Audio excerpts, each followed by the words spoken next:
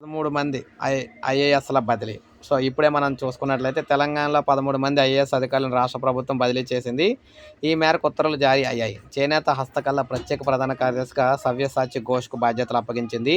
అటవీ శాఖ ముఖ్య కార్యదర్శిగా శైలజ రామయ్యను నియమించిన ప్రభుత్వం దేవాదాయ శాఖ ముఖ్య కార్యదర్శిగా ఆమెకు అదనపు బాధ్యతలు ఇచ్చింది.